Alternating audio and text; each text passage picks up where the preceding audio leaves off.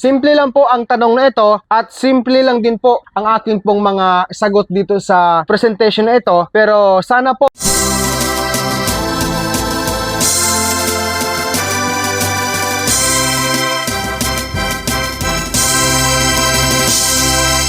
gusto ko lang sabihin na or i-clarify na mga ka-farmers, magandang umaga po sa ating lahat. Welcome back po sa aking channel. So dito guys, atin pong pag-uusapan ang tanong ni kabayang Boss Nilkin Miguel. Ito po ang kanyang tanong mga kababayan dyan. Sir, kailan ka po nag-lactation? Ilang day po ba bago magpakain ng lactation? Ito po mga kababayan, mga ka-farmers, ang tinutukoy sa tanong na ito regarding po sa pagbibigay o pagpapakain po ng lactation feeds o milk maker feeds sa akin po ang baboy inahin. Gusto ko muna i-disclaimer mga ka-farmers na based lang po sa aking practices po simula noon hanggang ngayon pagdating po sa baboy inahin. Sisimulan ko po sa gelt ko na 4 months old. Yung pong landrace, pure landrace na gelt ko po na nabili ko na 4 months old. Una, pagdating sa pagkain, ito isa-isahin ko ha. Sa edad na 4 months old na gelt ko na nabili doon sa unahan, sa likuran ko, mix ko ang gestation at lactation or developer at milk maker hog feeds. Ang ratio mga kababayan, ang ginawa ko pong ratio sa mixing na ito, 50-50 or 1:1 ang ratio ng mixing. Number 2, 4 months old. Guys, ang tinutukoy ko po dito yung pong gelt ko na landrace na nabili ko sa edad na 4 months old. So number 2, 4 months old from buying, yan ang gelt ko, plus 3 months and 8 days na pag-alaga. Ibig sabihin kasi mga kababayan, ang ibig kong sabihin dito, ang edad po sa gelt na landrace po na nabili ko 4 months old. And then, inalagaan ko po siya ng 3 months and 8 days na pag-alaga. Ang total po na edad ay 7 months and 8 days or 218 days old from birth na edad. Ito po ang status sa edad niya. Number 3 po, mga ka-farmers. Proceed tayo sa number 3. After AI sa gelt ko, sa edad na 7 months and 8 days old, stop ko, hininto ko na, ang nasabi kong mixing ng gestation at lactation or developer at milk maker feeds. Ibig kasi sabihin ka-farmers, mula po sa 4 months old, pagbili ko sa gelt ko na landrace, hanggang na AI namin siya, ito po ang ginawa kong options number 3.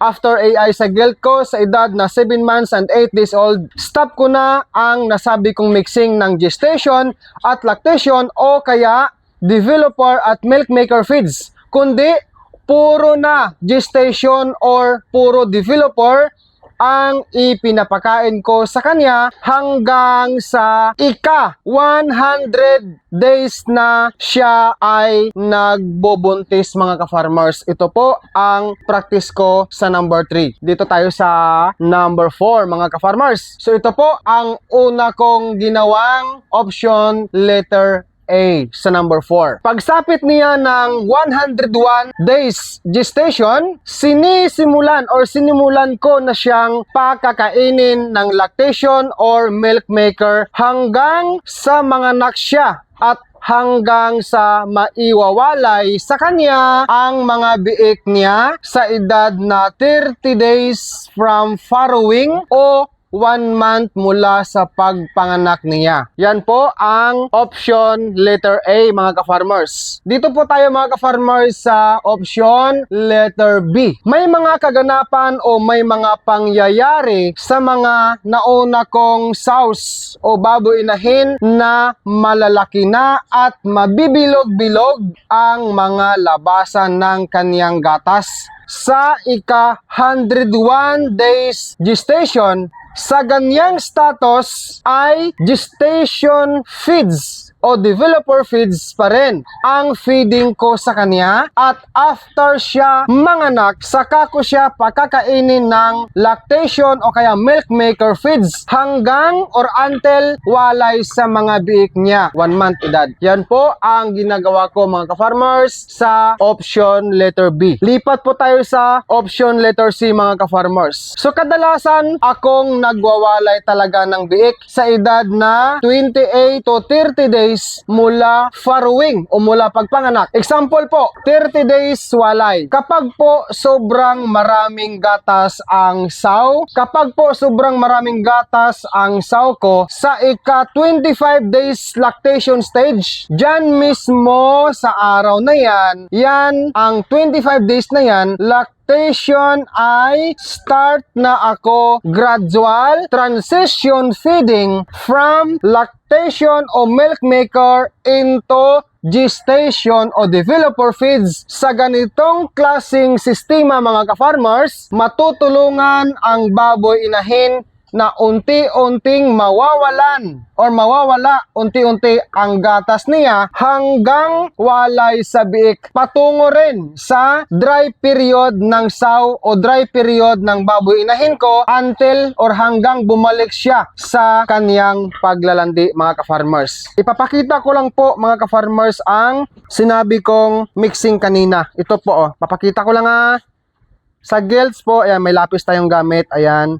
50-50 or 1:1 Mama Pro Developer at Milk Maker. Ito po mga ka-farmers ang akin pong ginagawang sistema sa pagpapakain ko sa aking baboy inahin gamit po ang gestation at lactation. Yung akin pong nabanggit sa inyo, ito po ang simpleng practice ko mga ka-farmers kung kailan nga po ba ako nagpapakain ng gestation at saka lactation or developer at yung milk maker feeds para po sa aking mga baboy inahin, ganun din sa dumalaga pa lang. So kabayang Nilkin Miguel, maraming salamat sa iyong tanong na ito. Simple lang po ang tanong na ito at simple lang din po ang aking pong mga sagot dito sa presentation na ito, pero sana po ito po ay magdudulot or magbibigay ng simpleng tulong din handog ko sa mga baguhan kong kababayan at sa mga magsisimula pa lang mag-alaga ng dumalagang baboy, intended gagawing baboy inahin for the future. So bago tayo mag-end, halika pakita natin tong ating dito guys And by the way, isingit ko muna pala, meron akong vlog sa Facebook page ko na na-upload ko regarding sa force checking. I-clarify ko lang yung force checking na ilagay ko or na-upload ko sa Facebook page ko 21st day from AI. Ang nailagay ko kasi noon was December 21. Kaya pinalitan ko ng December 31. December 31 talaga ang sakto. So sa video na akin pong na-upload last time ay December 21. Pasensya na ho. Dito tayo mga ka-farmers. Ayan. So nasaan na ba yung ating sako sa Ito guys, papakita ko lang. So ito ka-farmers, ang akin pong pinapakita sa inyo ngayon, itong Pigrolac Vital Hog Gestation at Pigrolac Mama Pro Developer, no? Okay, ito naman ang milk maker. Ito po ang ginagamit ko sa aking mga baboy inahin mga ka-farmers. Ayan. So nais ko lang pong sabihin mga ka-farmers, gusto ko lang sabihin or i-clarify na ang bawat isa sa atin ay meron po talagang kanya-kanyang diskarte, kanya-kanyang paraan sa pag-care o pag-aruga sa ating mga baboy. Ang kailangan lang po natin, ituloy mo lang kung ano po ang iyong mga magagandang sistema na dumudulot o nagbibigay resultang maganda sa iyong farms, no? Bago ko makalimutan, hinahandog ko sa mga baguhan ang link ng feeding guide para sa fatining, link ng feeding guide para sa baboy inahin, paano gumawa ng pig drinker, alin ang mas maganda, dry feeding o wet feeding, paano gamutin ang biik o baboy na may diarrhea. Paki-check na lang po ang link na sa description na maaaring makatutulong para sa iyong mga baboy. Kung may natutunan ka sa video na ito, paki-like po at huwag kalimutan ding mag-subscribe at paki-follow na rin po ang aking Facebook page na Dodong Villaran page. Sa mga expert pala dyan, mabuhay po kayo. Ako po si Dodong Villaran, ang patuloy pong nag-thank you sa inyong lahat sa inyong pagpanood sa video na ito. Happy farming. God bless us all and peace out everyone. Advance Merry Christmas po sa ating lahat mga ka-hog resource. Bye-bye!